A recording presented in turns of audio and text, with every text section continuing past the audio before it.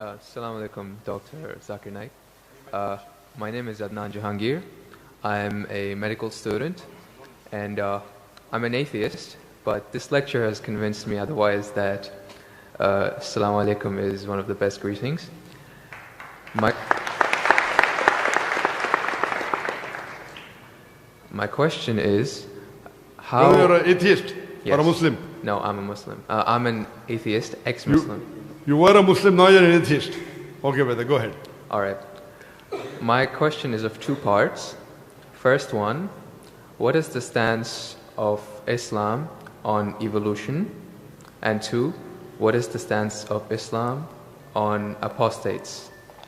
The first one, it's how does Islam deal with evolution when, as I'm a medical student, my professors, when they show me the skulls of how humans have evolved throughout millions of years, from Homo habilis to Homo erectus to us Homo sapiens, and when they show proof of how evolution has taken place over the years, how do you disprove that when it is fact? It is not theory or it is not a hypothesis anymore. It is fact. How do you disprove that, if you could answer it? Brother Jahangir has asked a question that what is the Islamic view on theory of evolution? And brother, if I reply to you, then will you come back to the fold of Islam? If it's a convincing enough answer. If I give a convincing reply, will you come back to the fold of Islam? Inshallah. Inshallah. Good. Brother Jahangir has asked a question. He said you are the Muslim and now he's an atheist.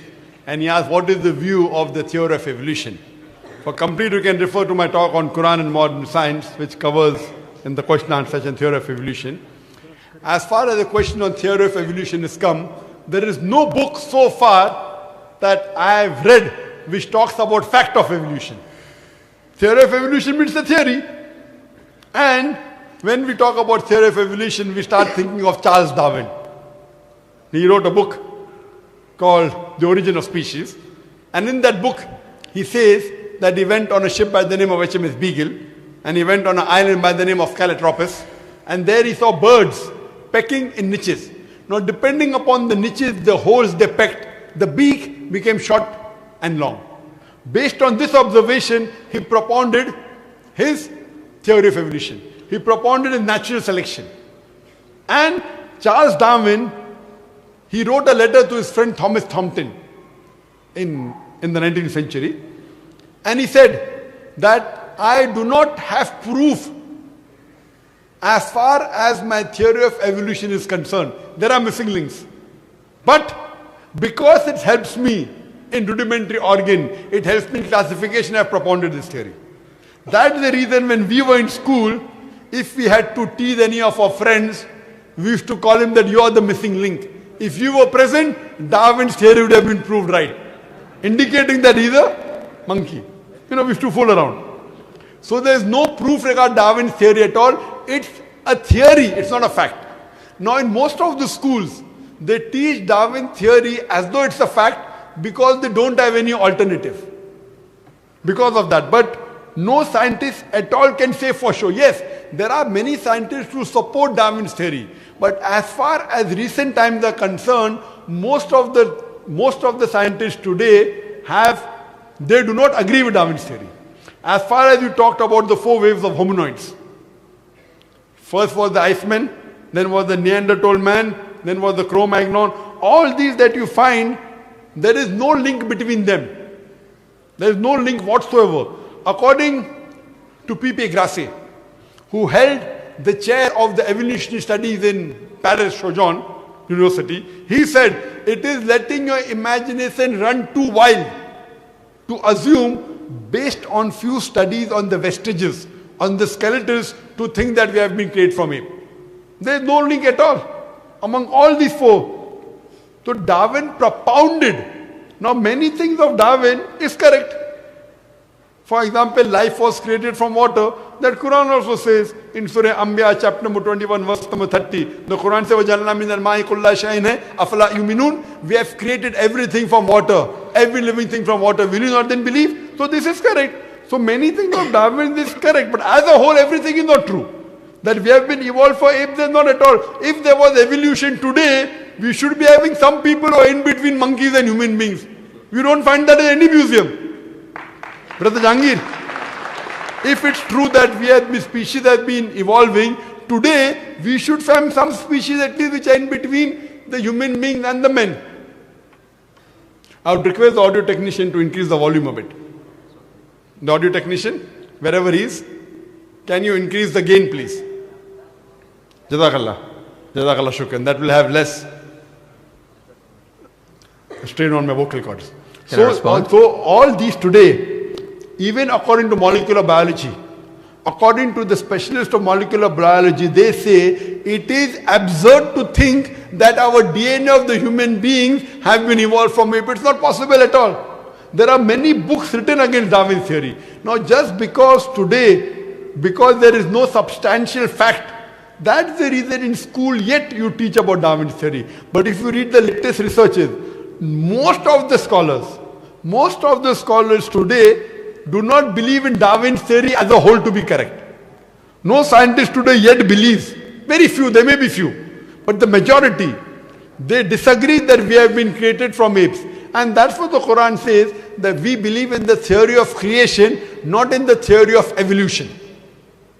The theory of creation, not the theory of evolution. Or rather, I should say the fact of creation. Hope that answers the question, brother. No. So where was the question? What did you not understand? What you say, it is true. It was true. 150 years ago, it was true. It's not Darwin's theory anymore. 150 years of research has said that it's not once. He was just the one who started the ideology of evolution. It has gone over loads, 150 years worth of research with the latest scientific advancements, that it's not what you're saying. When my professor shows me proof, it's not just from apes, which is completely certain. When you see proof how the common cold evolves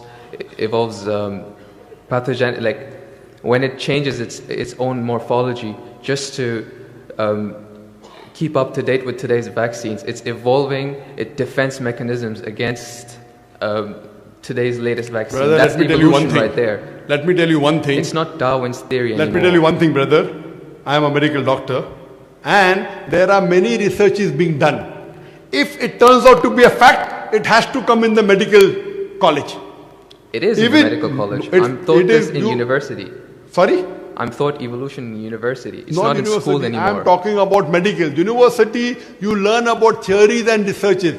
Even in medical, you learn about theories and researches.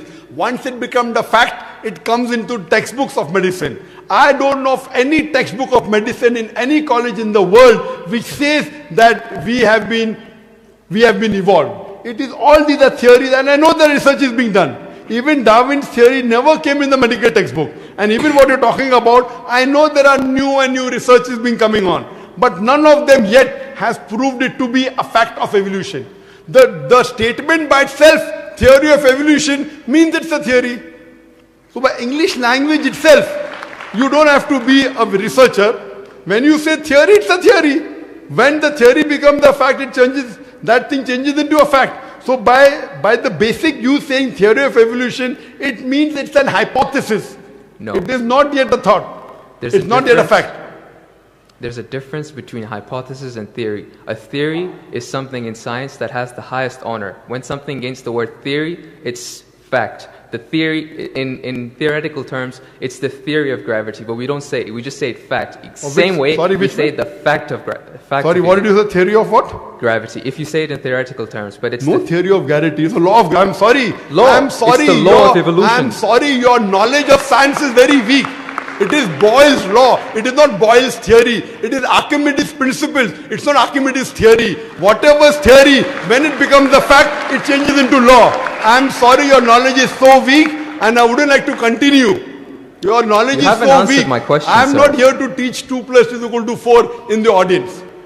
In the question answer session, you ask a question, I give the answer. If you like it, you keep it. If you don't like it, you throw it. Okay, just the thing is that if your knowledge is so weak, you're saying theory is the highest thing in science. I'm sorry, you're absurd.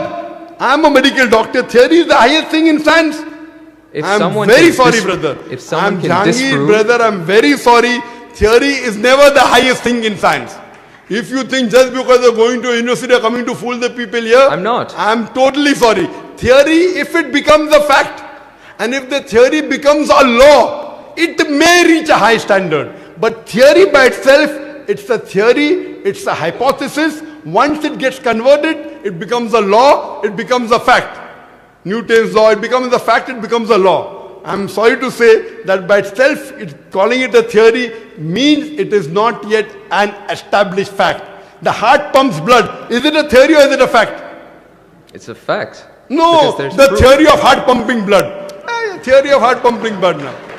Now if I'm going to teach you English language here, I feel you are wasting the time of the people.